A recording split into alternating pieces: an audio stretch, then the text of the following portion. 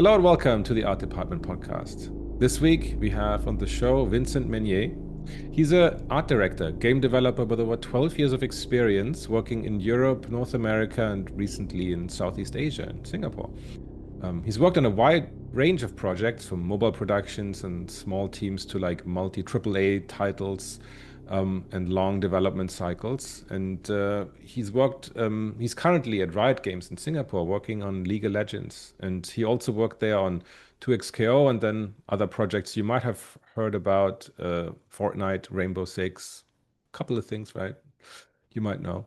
Anyway, he's also teaching or has been teaching for many years at Artside, which is like an online school based in France. And all this to say more than actually his resume, though. What got me interested in getting Vincent on the show is that he started posting on social media very interesting articles with observations about like games, game production, and like the game industry as a whole. And even though he kind of started out as an artist and is still working like as a lead artist and assistant associate art director, like he seems to be a lot more like he seems to have a lot deeper understanding of again what makes games great, how the industry works, and he has a lot of interest in that area.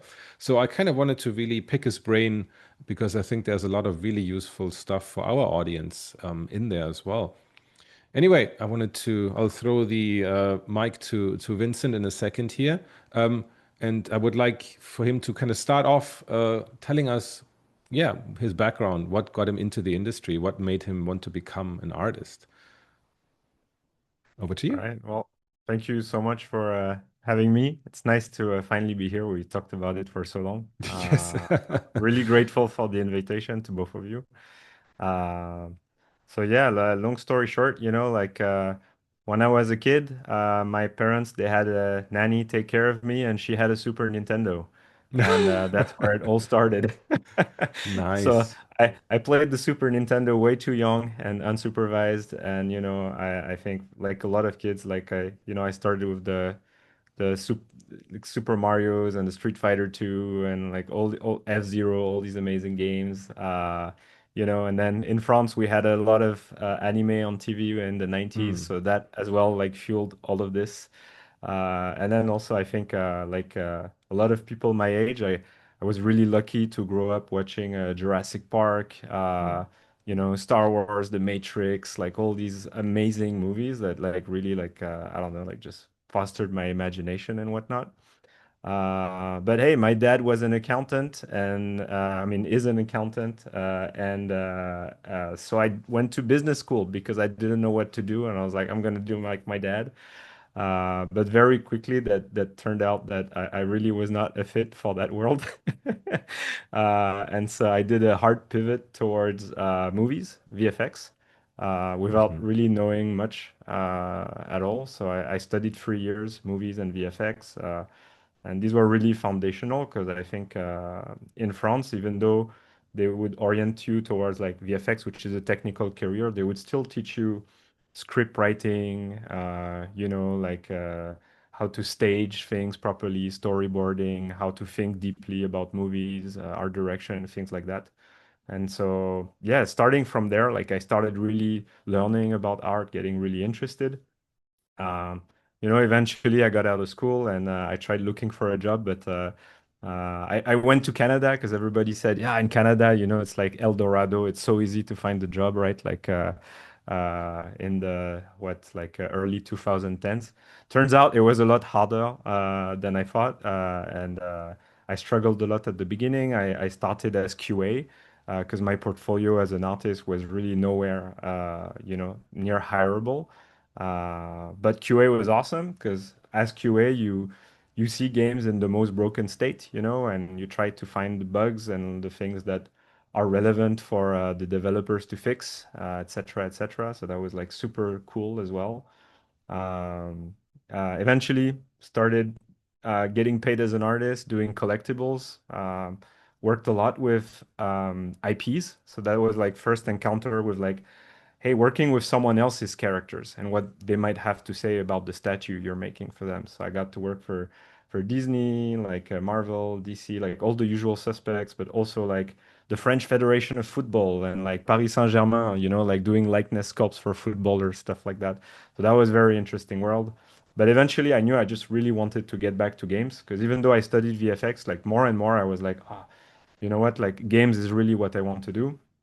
Uh, and so then, yeah, I did some mobile games for a couple of years, freelanced on the side, started teaching. Then CCP, I think, was like the first, like for me at least, major company with like really interesting projects doing PC console. Worked on a game that I think is going to come out soon. It's called Eve Vanguard. And eventually, I got the opportunity to join Riot in Singapore. And so that's where I've been working for a bit over 5 years now. And I was really lucky there because I joined as a lead character artist on 2XKO, but I had like really good managers and they were very good as mentors as well. And so I got the opportunity to have my first experience as an associate art director, taking care of not only characters, but also, like started looking at like VFX, animation, like all the other disciplines, also environment as well, which was super cool. And now for a bit more than a year, I've been on League of Legends. I'm back to being a character lead on that project, working mostly on skins. And yeah, having a great time working with like some of the best talent in the industry. Still like learning like crazy because those people are so inspiring. And yeah, I'm very happy to be here. I'm representing myself, not Riot. But if people have questions about that, that's okay as well. Actually, I was wondering, your business, the brief business school experience. Do you feel at all though, like you got something like there's still part of it that you kind of benefited from that now comes like in like, oh yeah, I remember that kind of stuff. That's really useful actually when it comes to, I don't know, yeah, being more like in management positions or again like what I kind of picked up on while we were talking and what you're posting, right? Like it feels like an understanding and interest that goes way deeper than kind of the average artist. Mm. You know what? I don't think so because I left really fast. I Okay. had really an allergic reaction to that whole Okay. thing. Uh, but I think where I picked up on like a bit of the business thinking is like there's two things I can think of. The first one is just influence from my dad, Hmm. like being on holiday and seeing my dad negotiate when buying something, you know, and being like, Interesting. like the sticker price is not necessarily like, an absolute, some always, right? And so understanding that those things have like it's more like an agreement between people, right? Mm-mm. So that's the first thing, just like observing my dad, asking him questions, and like obviously, like every kid, like being really impressed by your dad doing this kind of things. And the second one is more like I think some of my early experiences were quite tough. Like reading contracts that felt like you were signing away your life Mm-mm. or like just being a freelancer and just trying to navigate through negotiations and bad deals. I think every freelancer has to be quite a bit of a business person anyways. Mm-mm. So there's been that, and obviously, like like in my mentoring, coaching practices, just seeing all the situations that my students go through and trying to defend their interest when they're asking me for advice as to how to negotiate a salary or like how to choose between two opportunities, things like that. So I think it's made me really think about those things. And then yeah, lastly, I think just the games industry is so you just cannot disconnect it from business, right? We are making products that eventually, like they end up generating enough revenue to sustain themselves or not. Do you hear background noise quite a bit Nope. now? No, no, Okay, all still good. good. Um, and so I think as a worker, in that industry, you're really doing yourself a good amount of service if you try to understand those things, right? Because that way you can just having a good understanding of like how my game wins, you know, what every day at work, what can I do so that I'm putting a brick in the right place on the wall so that when this thing comes out, if it does come out, like we stay employed and maybe like the game gets a chance to grow and scale into something amazing. Uh, I think having a bit of that understanding, even if you're like just a staff member, you're not a manager or anything, I think is very valuable because I think a lot of people have more impact, even at their own level, than they imagine. Interesting.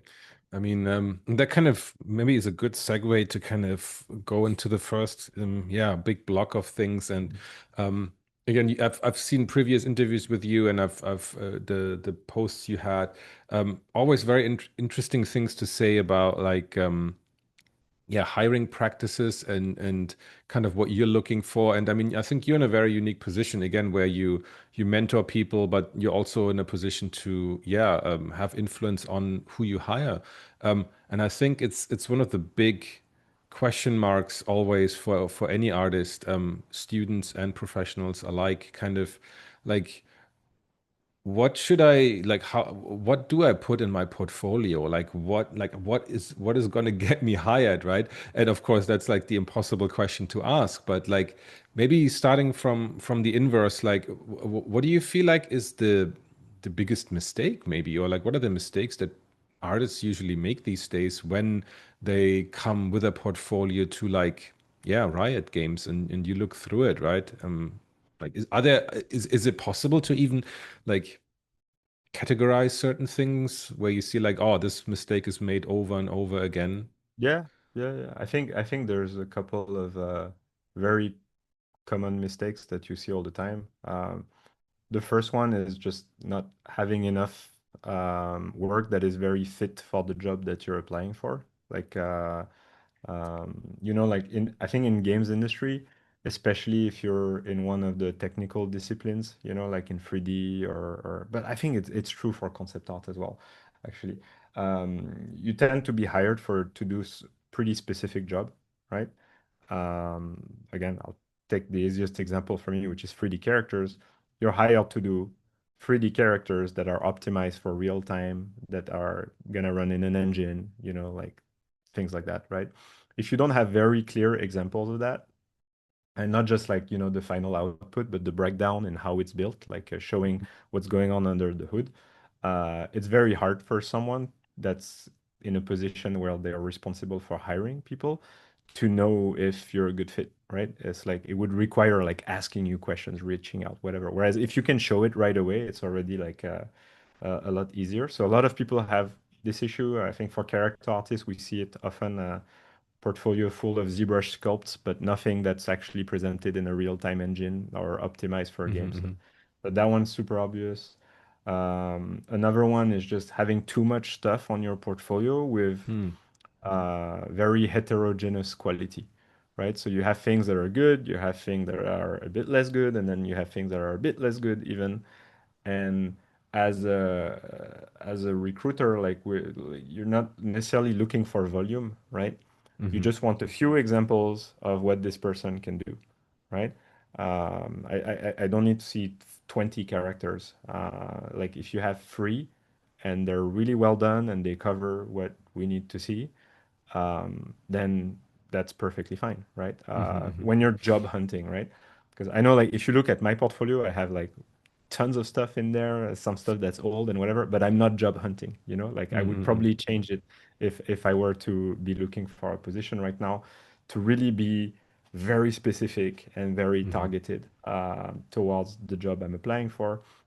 So, and then I think lastly is just making it easy for the hiring manager to go through your portfolio. Hmm. So, an example is like very often, right? Like the person who is in charge of hiring someone, that's not their job. They don't spend their whole day like looking Hmm. through applications, right?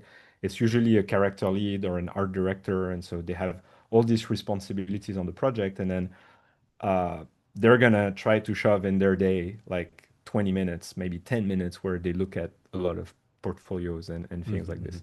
So it means also they might do it on their commute or Hmm. in other places where the Yep. internet is not so great, right?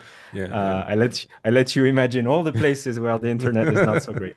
And so what that means is that if your portfolio is slow to load, Mm, because you have tons of videos, or because all your images are in 4K, because it would be cool. You thought it would be cool to show all these details, right? Well, like that hiring manager is gonna struggle, to just look at your stuff, even if it's great. And if they need to review like a certain number of profile and yours doesn't load, like they're not gonna wait, they're just gonna skip to the next one, right? mm. Uh, and which is really unfortunate. So I tell people like make sure you don't upload images that are too big.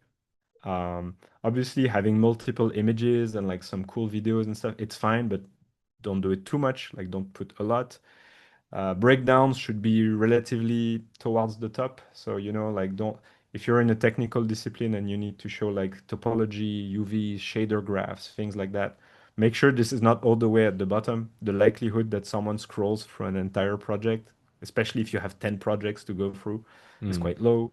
Things like that. So I think that's the most common stuff is just being relevant, being just showing your best stuff. That's like a good representation of what the quality someone that's hiring you can expect. And then thirdly, it's just making it really easy. As few clicks as possible, it loads fast, and as a hiring manager, I can get to the point and see what I'm looking for as fast as possible, so that I can not like quickly get to the next thing, but quickly say, yes, this is an interesting profile. Let's put it in the pile that we're gonna investigate a mm. bit further in, right? Cool. Yeah, I think that's really, really helpful, and it kind of aligns with what I tell people as well in concept art.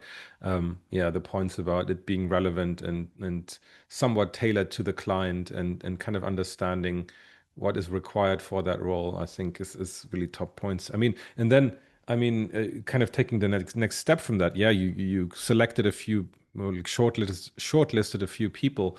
Um, and then I guess the next stage would be kind of like, yeah, getting them in for an interview or like a first screening kind of thing.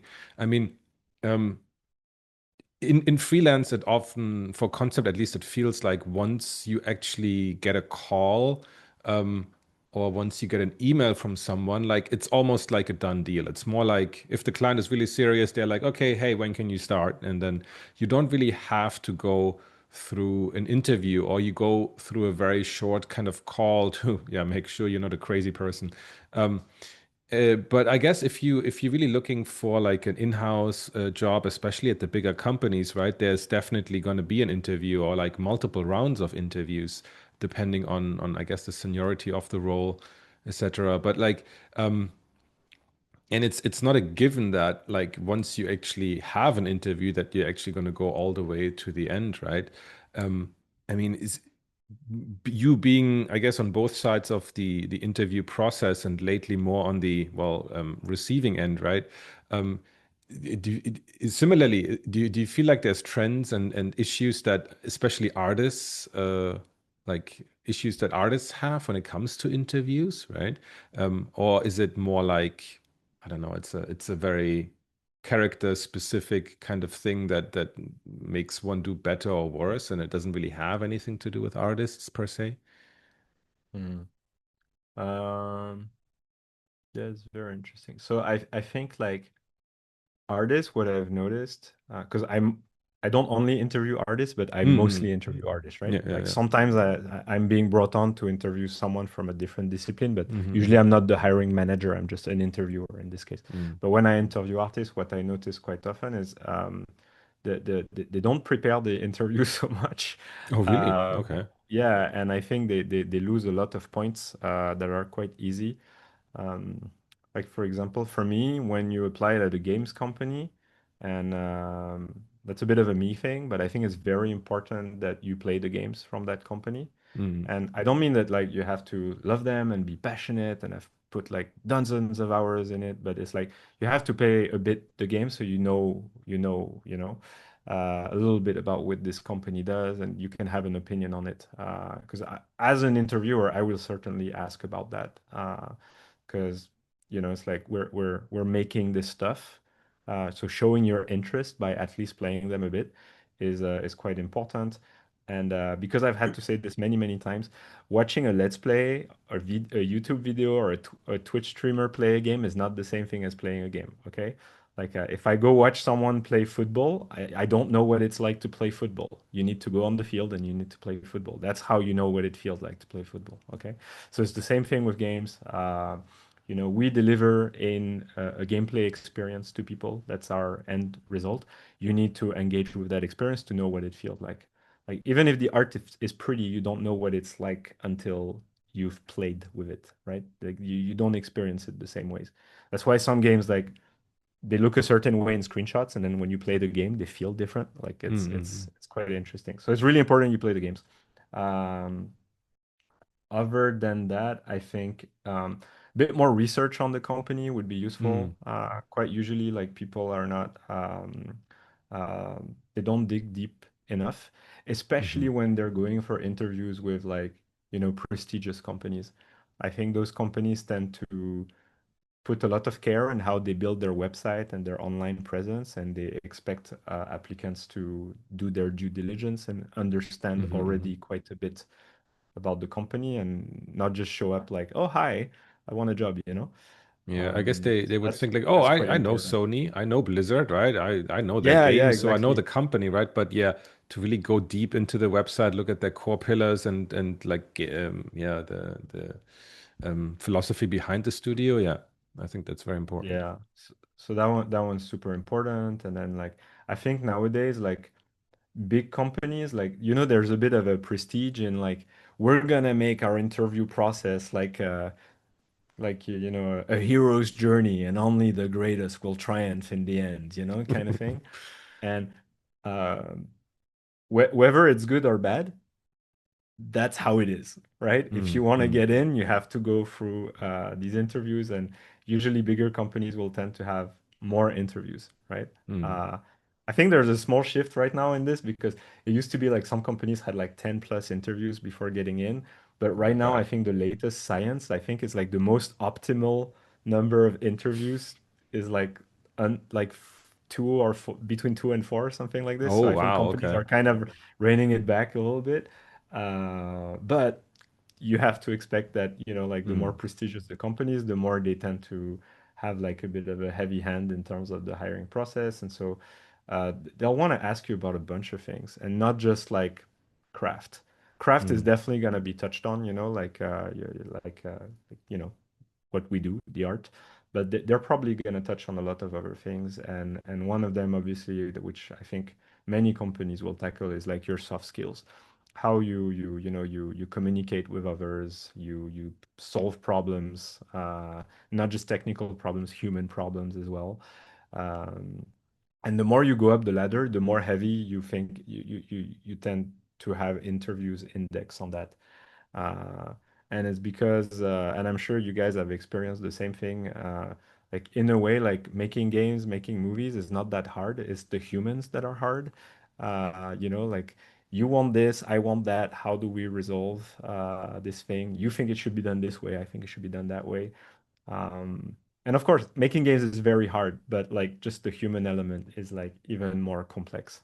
Um, so I think yeah, interviews will index quite a bit on yeah situations you may have encountered with people and how you handle them. right, right, right. I mean, do you think, sorry, Emmanuel, I want to also give you No, some no, I time mean, to. just keep going because, yeah, yeah. I mean, you're asking pretty much all the stuff I would be asking. Okay, I'm, okay. I'm trying to, Um, yeah.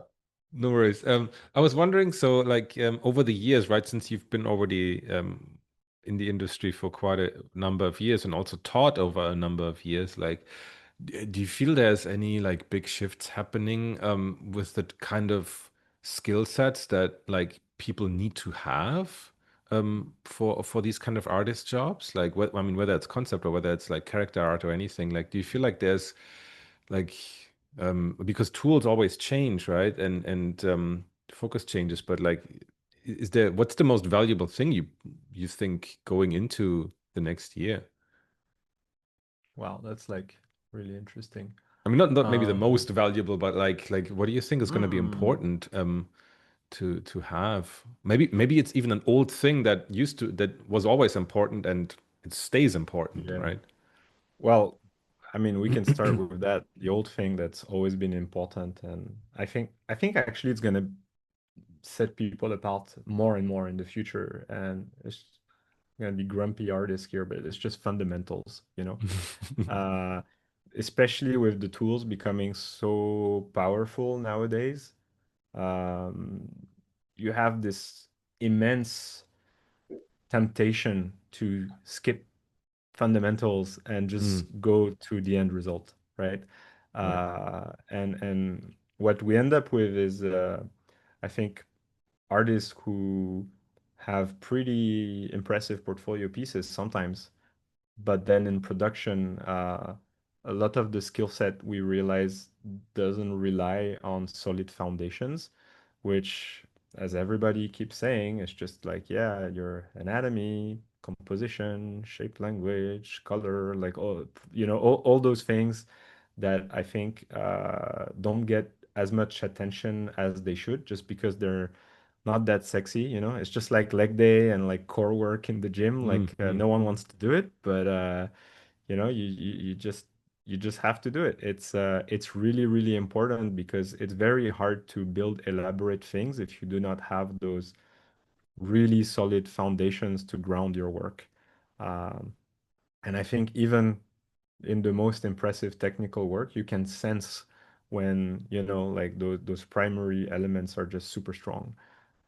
So very boring answer, but I think mm, it should always start with that. And it's like, yeah, take the time to build those foundations. And I think a lot of artists, and probably like me included, like would kill for one to have like 1 year to go back to art school and just work really hard on those foundations because I feel like that would make my day job like way easier nowadays if I was better in color, for example, mm, mm, for sure. Because hey, let's say you get in, and then you rank up like, yeah, like junior meets senior, then you're lead, then you're art director, whatever. Like, guess that's what you're back to when you're feedbacking people after that. It's like, like you end up having to talk about those fundamentals quite a lot.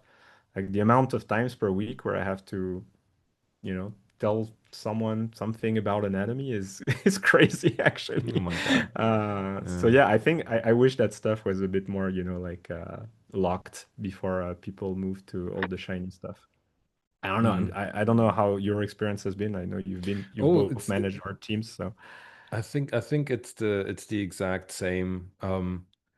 And I mean it's very difficult, right? Because you then realize you need to spend a lot of time on actually, well, mentoring them and teaching them on these very fundamental things. So you can't keep on harking on about those, but at the same time, you also have deadlines and you need to produce work, right? So it's really really tough. I agree, um, yeah, and it kind yeah. of and I mean we've had the same, I think, sentiment been echoed by so many of our recent guests. I think Feng Zhu was talking extensively about like the value of the core design skills, the core fundamentals. And I mean, he's also been in education for a long time, and Oh yeah, that's for sure. exactly what he's been preaching again and again. The unsexy stuff, right? But it's again, it's like you said, like leg day and core workout is the perfect analogy for that, because yeah, that's what everything is built on, right? Um, I mean, that kind of brings me to yeah, one of those big kind of looming things we've been kind of avoided talking about. Not avoided, but like we haven't like specifically called it out. But I think this kind of connects neatly into the question about AI and also um, the um, the interesting conundrum that not only I think the games industry or like artists feel, but like that is being felt in every industry, where like AI seems to be used for like a lot of the small stuff, the oh we can fix that with AI or like we can automate these tasks that would usually fall to junior artists or like yeah, junior accountants, junior lawyers or whatever that kind of through grit and grind and all sorts of other stuff kind of learn the ropes. But as that kind of falls away, like if people do not get these small chances, and I think you mentioned it on Facebook in relation to one of the voice actors for Expedition 33, who, like, yeah, through many, many, many years and many, many, many small roles, got to where she is today, and got the Game Award for the best female performance just a few days ago. But yeah, what happens when this, like, these small opportunities, these small tasks fall away, and people do not get the opportunity to, yeah, own their craft, right, over many, many years and projects. I mean, what's your kind of take on this? Do you feel like it's going to have a huge impact? Yeah, I think even if you remove AI out of the equation, right? Like we've indexed very heavily on just hiring seniors. Hmm. And there is a reason why companies do this. I Hmm. can go into it a little bit. I think Mark Dara on YouTube has an amazing video on that. Hmm. But essentially, very often, like the way budgets are calculated in a production, um, there's the actual budget, like the Hmm. dollar amount. But Hmm. very often when it comes to hiring, it's like you're given a certain number of headcount, right? Hmm. So they'll come to you, they'll say, Jan, you have to build a team. I give you free headcount, Hmm. right? Yeah. They don't say, I give you $300,000, spend them as Mm, you will. You can mm, hire two people, you can hire 10 people, do whatever you want. You got mm, $300,000. That's not how they go. They mm, go, I give you free headcount, right? mm, So you're going to have free human beings in chairs doing things for you. And so with that logic, most of the time, what do you want to do? I give you free headcount. You hire free seniors. That's yeah, what you the do, most skilled right? people you can get, right? Yeah. Right, because they're gonna be autonomous, because they're gonna produce amazing work. They're gonna be, like hopefully easier to manage if the soft skills Mm, are good, because that's not always mm, truth. But it's very logical, and because of this, we have very, very few, like junior positions open, and it's creating slowly this conundrum, this situation where, well, people are not getting any younger, right? mm, So you have people exiting the industry, but you have no one that, like, fewer people that can enter the industry, right? So what ends up happening, right? You can't hire a senior, so you're like, all right, I'll hire a mid, maybe, right? A mid level. But then you have the same problem. So you end up hiring someone who should be a junior in a mid position. And so now they're in a weird spot through no fault of their own. And eventually everything, like the dominoes fall, and you end up having seniors which don't really have the level of seniors, mhm, right? mhm, Because the true seniors are less and less and less. They're becoming like a rare breed just mm, through virtue of time passing. Um, and so that's why, I'm really impressed when I see some companies, and I think Ubisoft always deserves a lot of credit for this. Like they make some of the biggest games, but they hire a lot of juniors, and you can make an entire career at Ubisoft. And I've never worked there, by the way. Like I don't have any like incentive to praise them, but I know some people who started there and then like became like, wow, really impressive game developers. So it's pretty cool when you see companies giving opportunities like that. I know Riot has an intern program that's like really cool as well. So, gotta give them props for that as well. But as an industry, we need to think that, like we tend to be a bit short-sighted. And I think it's not just as an industry, it's just, like the human race. We're not very good at mitigation.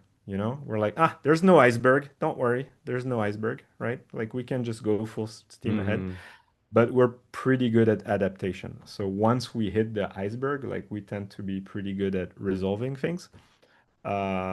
The question is like, yeah, maybe there are some icebergs that are really big and it's very hard to recover from hitting them. mm, So we should be a bit more mindful there. So I don't have a crystal ball, right? of course not. Yeah. I don't know, but I wish that the bigger companies that have, like resources would invest them not just in shipping the next big game, but also, like making sure they maintain a healthy environments in the sense that the career ladder in game must continue to function, Mhm, right? mhm. You need to be able to enter as a junior and then, like have those junior tasks and yeah, and then, grow through that. And yes, this is where AI comes in because not all AI, but some AI takes the junior tasks and that's just not very good. I understand how it's like way more optimized, in terms of costs and whatnot, but you have to be careful because you're killing your own talent pool when you're doing this. Yeah. And when there's fewer and fewer seniors, but you still need them because your game cannot ship otherwise, guess what?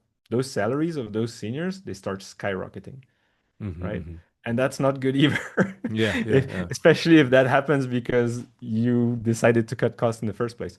Um, so a lot to think about. I think there's like many moving parts and they all influence each other.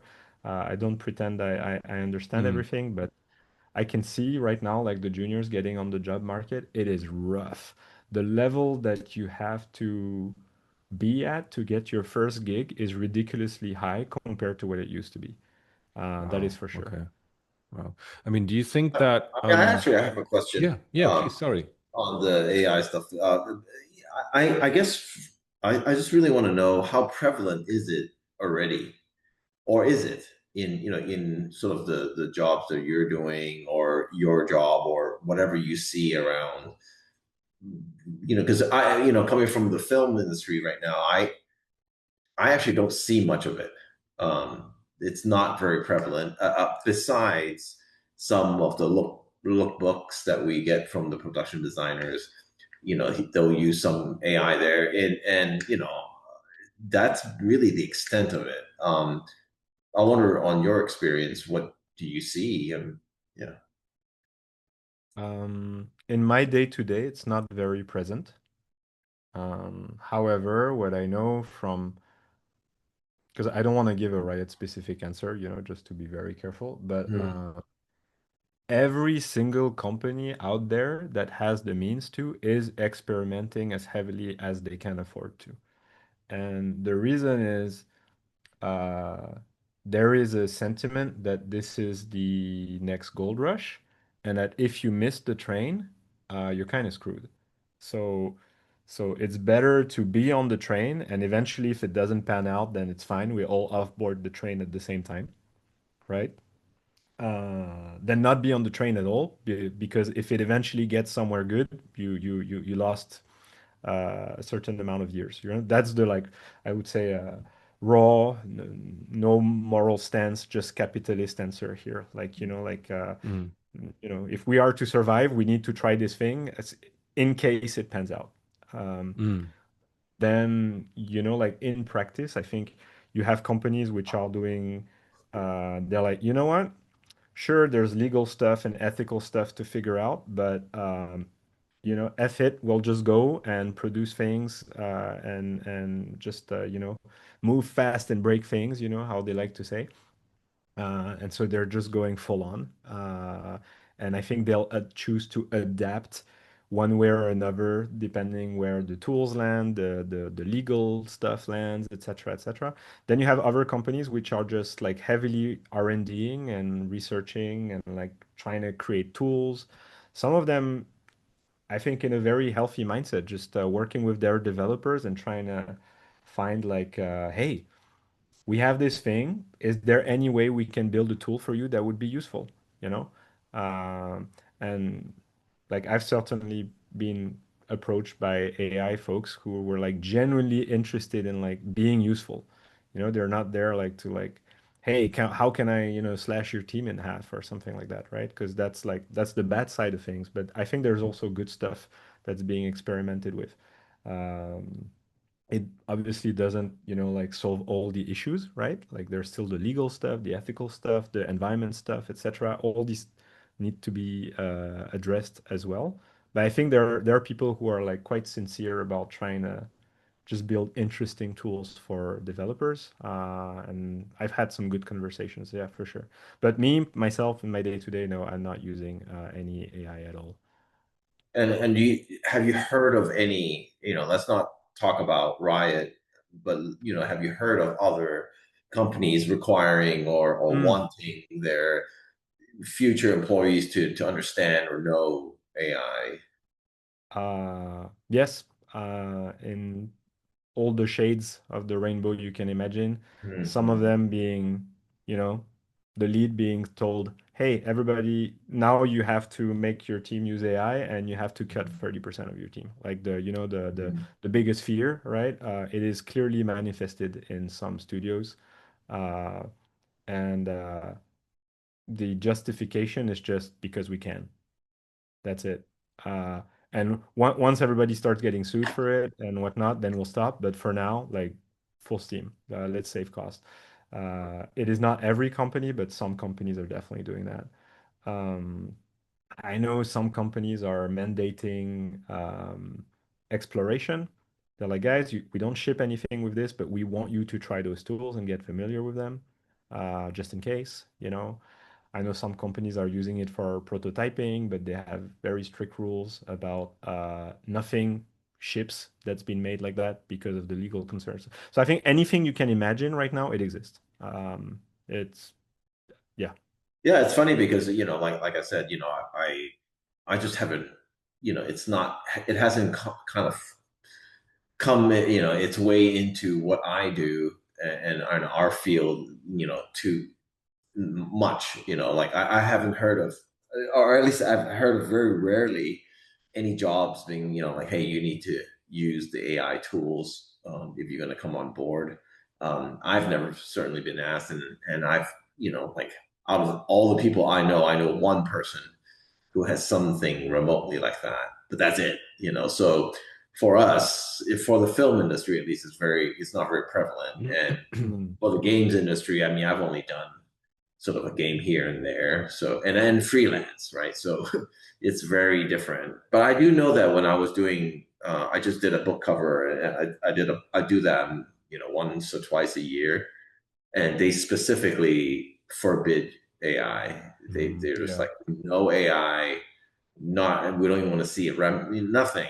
Like, either you do sketches and then the final. I mean, photo bash is fine, but but no AI, and that's why I was really wondering, like, for a position, like an actual position at a company, or because I know some people in different industries, entertainment, and their role is, I mean, they were hired to be an artist, and then it turned into an AI position, of how do we use generative AI? How do you use our help us make our internal generative AI tool? So Mm. he went from that to that, but it was kind of like, well, I need a job. So, and if I didn't do that, then I have no more job. So, I guess it's just one of those things where we just won't know, I mean, it just depends on the company. Some Mm. Yeah. companies Yeah. have I different mean, rules. I'm just wondering, is it gonna be, or is it already the case that, I mean, there's going to be a very clear distinction between the projects that are going to use AI and the projects that are not going to use it. Like, let's say, because Emmanuel works on like the biggest tentpole movies of the year, they can afford to still hire humans to draw by hand. But then, like everything from like a low to a mid budget is going to try to cut costs and just like use AI as much as possible. So there's like these two worlds are going to like coexist but not really overlap. I'm wondering if that's kind of the direction we're going to go into. Man, I I'm think wondering. again, it Mm, really depends what's happening because you see, even us in this conversation, we're using AI as a very umbrella term, mm, right? yeah, yeah, yeah. There's so many As a different what? Mm. Sorry. applications, very umbrella term, right? Oh, yeah, Yeah, yeah, yeah, yeah. yeah. There's so many different applications. Mm, Like, like I'm gonna give you like a very silly example. I'm just like coming mm, top of my head, um, sometimes in games we use placeholders to build like something like as fast as possible, just so that it kind of looks like the final result and we can have an idea, right? We're not even using AI there. Let's say we just use like random art that we found here and there, stuff from that we found online or databases or whatever, right? And then eventually, at some point, the goal is always to replace it with our own art. Mm. And because we are honest game developers, we just want to make sure that we replace everything, right? But early on, we needed that early representation very fast without having to do everything. Having an AI that can scan your entire Perforce database and like build in Unreal and like look for those assets and be like, hey, you forgot one here, or for like let's say you're a game, but you're gonna ship some alphas and some betas, and you want to make sure you don't ship stuff that is not supposed to ship yet, like that could be Marathon. leaks, unintentional leaks, Yeah. right? Because that happens all the time on Yeah. live games. You can use an AI to look through your stuff and just help you find, because like those files out Mm. of the billions of files that you have in Mm. there, like that could be really interesting, right? Suddenly this has nothing to do with tinkering with the creative process or whatever, Mm. and that Mm. Mm. sounds pretty cool to me, right? Yeah. Yeah. uh, Definitely. so that's why I'm always like, AI is like Yeah. Yeah. is Yeah. a really small word to describe like so many different things, right? Mm. um, but when it comes to like who is going to use it or what, I think, mm, if there's a again, let's remove ethics, but if there's a legal stamp that says yes, everyone's going to do it. I don't see the big players not doing it, Mm. Mm. like Mm. Mm. obviously they're going to do it. They're not charities, right? um, Yeah. where I think the cut might be a bit different is if we find out, and I believe we will, that when you use AI for creativity, you actually get worse outputs than if you Mm. use a very good human creative. Yeah. And that's why I kind of circle back a bit to like my fundamental stuff. We Mm. talked a bit about art fundamentals in a slightly technical way, but one fundamental I'm missing a lot actually when I look at profiles or just scour ArtStation or whatever is people who are curious, who read Mm. books, go to Mm. Mm. Mm. museums, Mm. Mm. Mm. travel if they can afford to, Yes. like dig a Mm. bit deeper than, no offense to anyone, but like Marvel anime and the last 10 video games that released this year. Mm. Which by the way, I watch Marvel, I consume anime, and I play Yeah, they're all great. games Yeah. as Yeah. well. But it's like it's really important that people build that personal culture, that Mm. baggage of just cultural richness that's gonna be theirs is personal, right? Like the music they listen to, the books they like to listen to, it's personal for everyone. But I think the ability to bring that and feed it into the creative process, that's how you come up with something really Mm. authentic. I'm sorry if Yeah. I'm making a bit of a segue, but the games that we see doing very well the last couple of years are Mm. not the most bug free. They're not the most optimized. They're not Mm. always the biggest either. Mm. But to me, they're the most authentic. They're the games that are very honest about what they are, about what audience they're trying to serve. Like for example, like I'm just gonna take like even big IP, like Space Marine game that came out last year, right? Big IP, Warhammer 40K. Mm. Um, if you really look, it's not that big of a game, but they put all the effort in focusing on the experience of being a space marine. Mhm. Everything feels like being a space marine. Like even like walking into like the base, the menus, like stuff like that. And that game did extremely well. I think Wukong is another great example of that. And again, the winners this year, right? Clair Obscur, Silk Song, Blueprints, like all these games are extremely true to their identity. And I Mm. think that speaks about creators who have a point of view. And to have Mhm. a point of view, you cannot be so surface level that you just consume the latest stuff, right? And I Mhm. think AI right now, I think it's such a shortcut in so many ways that it doesn't allow you to have that strong a point of view. Um, so I don't know. Sorry, I'm going on this crazy No, no, segue actually, here, but that was I perfect, think actually. That I was think actually a this is perfect where it's one. at for me, right? Like on the one Mm. hand, the strong art Yeah. fundamentals. On the other hand, the depth that you Yeah. contribute something valuable and unique and personal Mm. to a project. And I think this is what's gonna make like the just the most relevant products, you know? Mm. Like No, no, even definitely K-pop true. Demon Hunters this year, I Yeah. think it's such an authentic film. Mm. Like the people who made this thing, like they cared so much about their topic. Like they even put Mm. it in the songs, right? There's this the final song of the film, like there's this line. It's like my voice without the lies. This is what it sounds like, right? It's Mm. like it's all there, right? Yeah, So I yeah, yeah. think people who are able to stick to this, they're gonna build the the movies, the games, the songs that are gonna stick with people. Yeah. Yeah, it's actually interesting. And actually the perfect transition into kind of like the last kind of stuff I wanted to talk about, which is a bit about the industry, right? And I did have this question.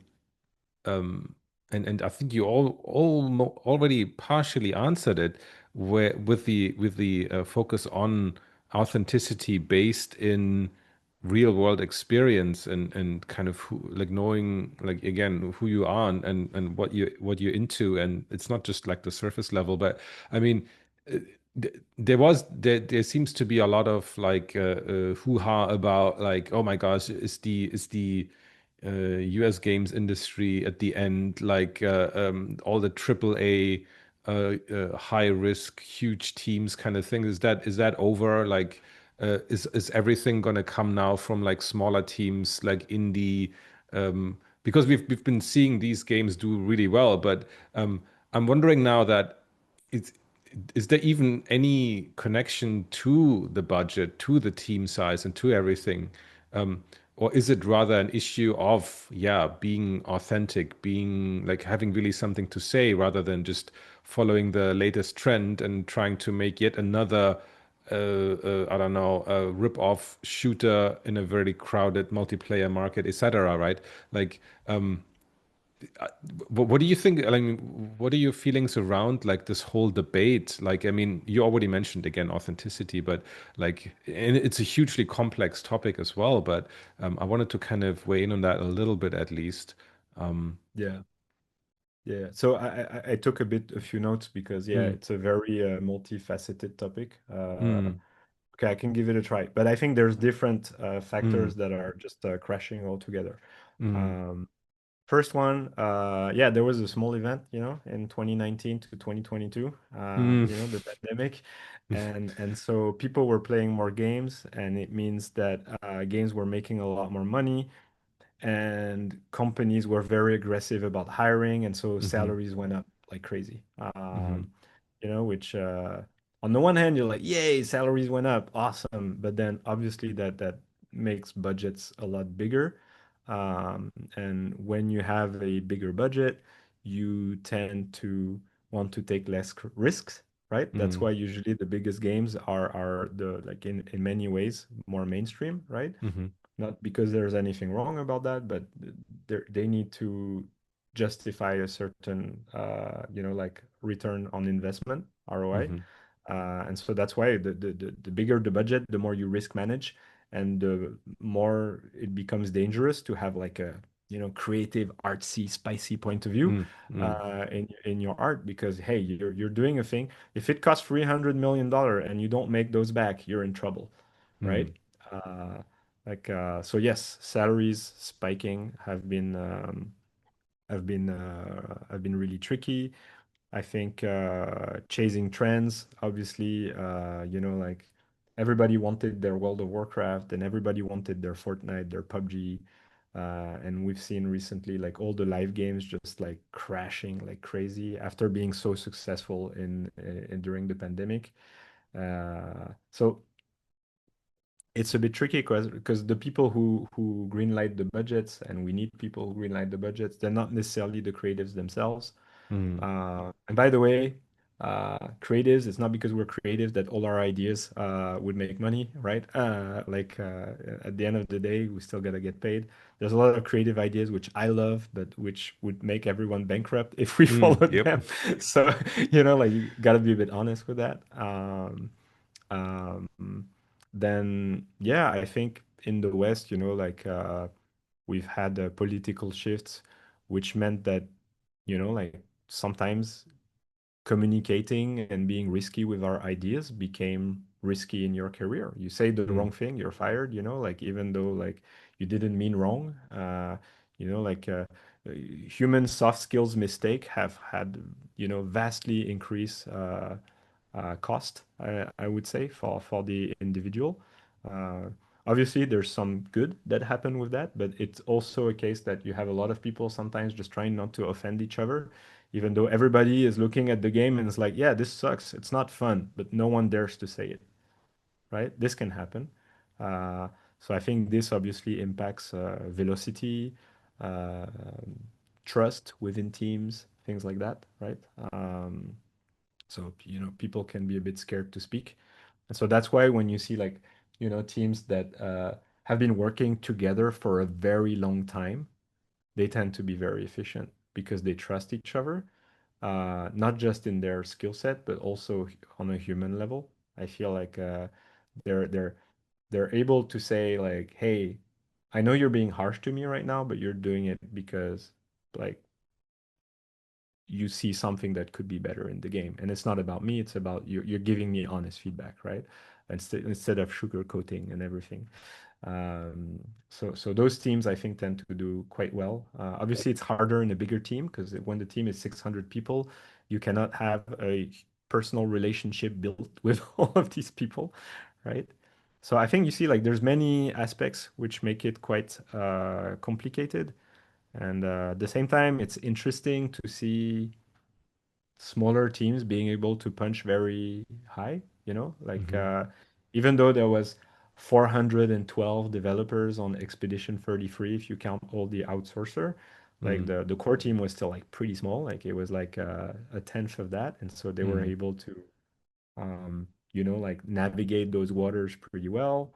I think in Asia, it tends to be a bit more like authoritative, right? The game director is really directing. When you play a Kojima game, it's a Kojima game. Like he made all the decisions and all that stuff. Whereas in the West, there's so much more like consensus, right? I think a lot of people have to agree. So you could say like, I don't think one is right, Mm. one is wrong, right?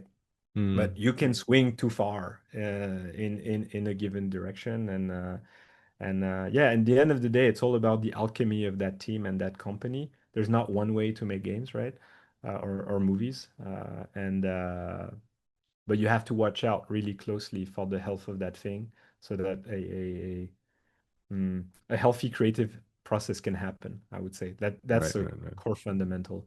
And that was a long answer. I'm sorry No, no, it's about great. that. It's great. Because it There's so is many again, factors, right? it's not just one thing. It's not like, oh my gosh, that one thing. I mean, I think humans have that tendency to want to look for that one reason, that one scapegoat, Yeah, that one like that one reason why this is failing, right? To explain this incredibly complex world to themselves in their mind, right?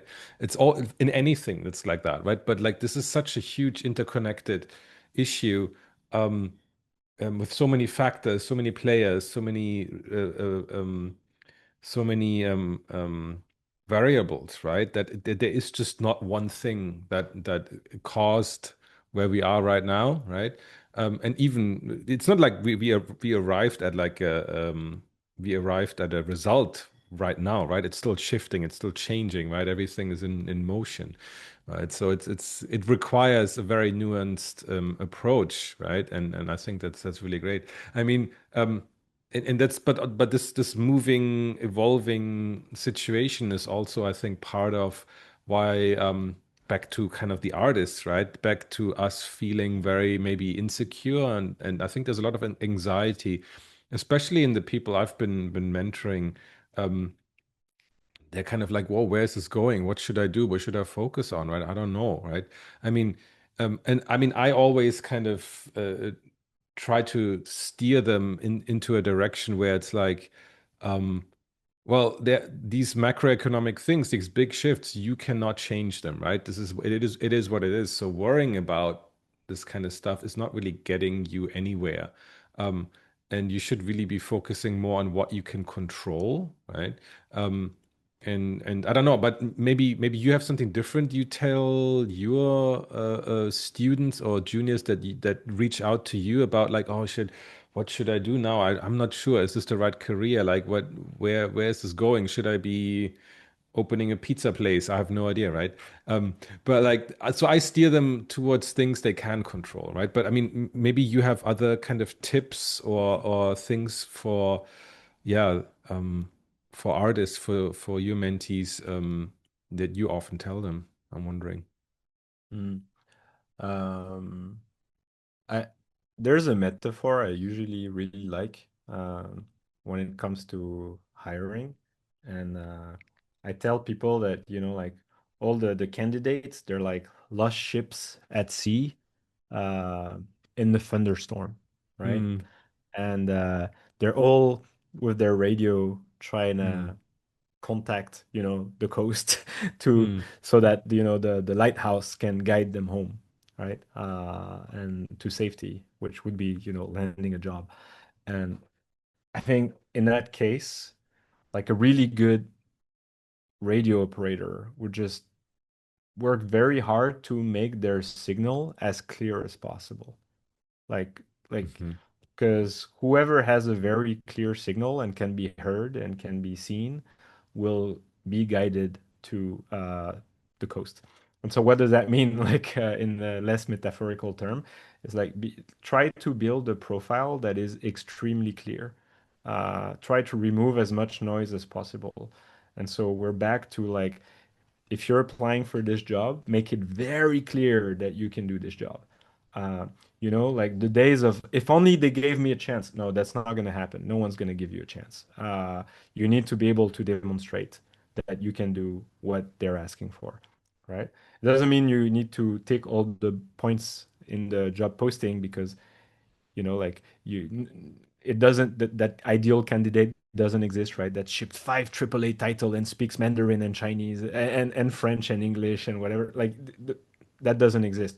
But if, for example, you're applying to work on, I don't know, like on Diablo 4, you have to have at least 1 to 3 characters that look like that style, that are well executed, that are optimized the way Diablo 4 is optimized, right? If Diablo 4, I don't know, I'm going to say a random number, usually works with 40,000 triangles per character, they'll want to see stuff that's around that. They will, don't, right? Be as clear as possible, right? And when you reach out to them, like share your passion for that thing that you like, they will see your application because they review every application and they'll be like, oh, yeah, this person is clearly someone who wants to be here and who is giving themselves the means to, back up their application. So instead of like casting a wide net and trying to appeal to everyone, I would try to be a bit more specific and trying to be the best at that one thing, because then you're the obvious person to hire, right? mm, Like when there is competition, because there will always be competition. mm, Uh, so I don't know if that kind of answers your mm. question. Yeah, And definitely. I then mean, it's if you've already done that, because some people have already done that and they're still struggling, I think mm, having a little bit of extra of something on the side, mm, you know, like that can be like, oh, I'm a character artist, but I'm also slightly technical. Like I can build shaders myself, right? Or I can do a bit of concept, right? mm, Or people who like I also teach, so I'm a very good uh, person to consider for a future lead role because I'm mm, I'm trying to flex, those mentorship capabilities. Like that was mm, more my path, for example. mm, How I became a lead is I became a teacher first, right? mm, Um, you looking for those things, which by the way should ring true to you, right? Don't force it. Like just ask mm. yourself, like just genuinely, what do you enjoy? What can I bring to the table that's personal and that's valuable? I think that's gonna make the difference. Maybe not in your portfolio, but maybe in the interview, people will feel it, right? Right. Things like that. Wow. Yeah, this has really been no, no, this is like this is the guidebook for people looking for a job in 2026, I think. Incredible advice and incredibly timely, I think, as well. Um, yeah, I But think I mean it's for tough my right now. If yeah, I may cut you, it's tough. I think right now you can do everything right and still fail. I I think know, I it's know, I important know. to say it Yeah, because yeah. I think it's very easy to tell people, oh, there's just this guidebook. You just follow it, you'll get a job. Yeah. Right? Right now, it's really tough, and I think Yeah. people, should hear it be acknowledged. But I do Mm, think it's gonna get better, especially as those staff renewal issues start kicking in eventually. mm. People who are ready with like great profiles will get picked up eventually.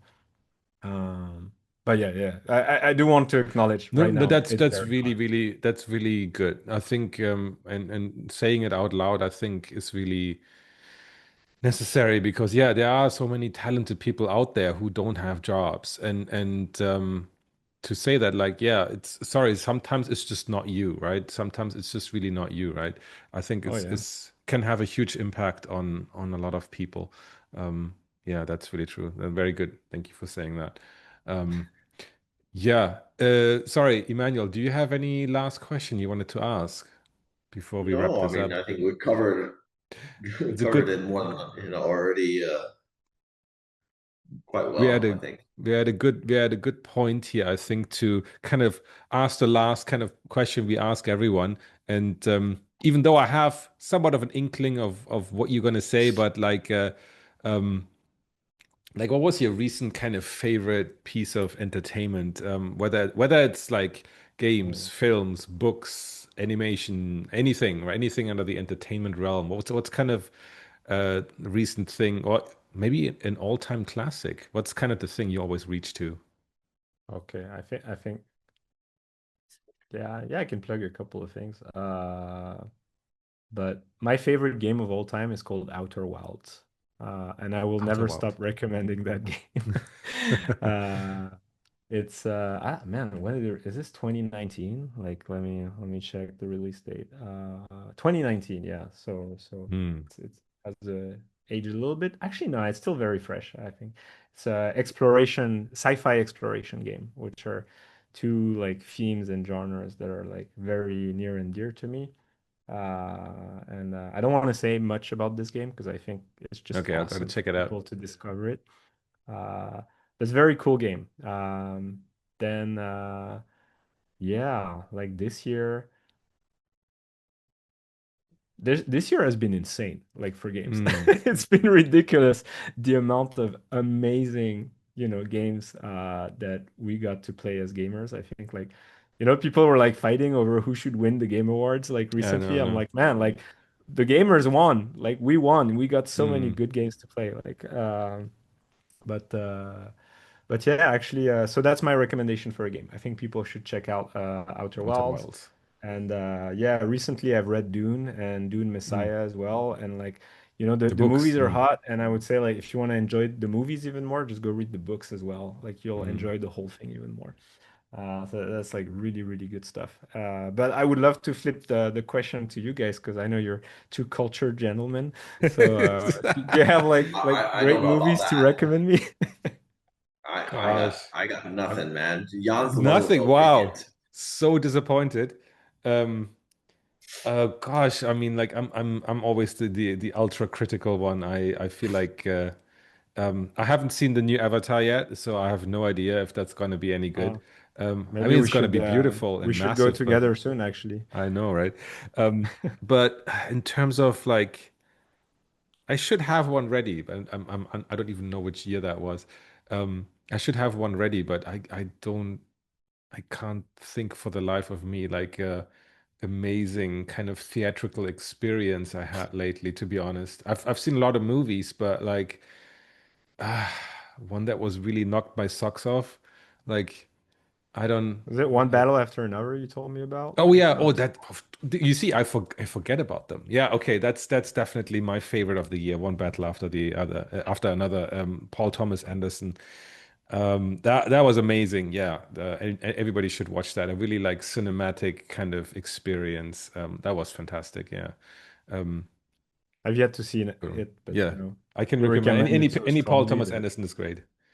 That is fantastic, yeah. And the other stuff I think was already too long ago. I think the No Other Choice was quite good, but I think it's starting to show in the States now. It's like Korean movie. That one was quite good, although not quite as good as the director's previous movies. So, but that one still got a thumbs up from me. Anyway, yeah. And Emmanuel just doesn't, no, he cannot. He works in movies, I mean, but he hates I everything. don't, I'm not the, I I mean, know. I've been watching more Hong Kong movies lately. Yeah. Mm. So there's some that I really like, but I think, Okay. Can you recommend one? I love Hong Kong cinema as uh, well. It doesn't it's have to be anything called, new. Doesn't have to be anything new. no, I mean, this one I really liked, but I mean, I don't know if people are gonna like it. The Last Dance, it's called. The Last Uh, Dance. it's Okay. and it's just about Hong Kong funeral. There's a lot of there's a ritual, Ah. it's talking about this person that lost his job, and he's now going to direct a funeral home, and what he encounters there, and it's a very, it's not a funny movie. Oh, it doesn't have to be. That sounds really But interesting. it's very touching, and deep for me. So if I had to suggest anything, I would suggest that. So Awesome. uh, Awesome. I Thank you think very much. we'll link those below. I'll definitely have to watch that yeah, one. I don't know how people are gonna like that, but I mean, that's why that's great. It builds character.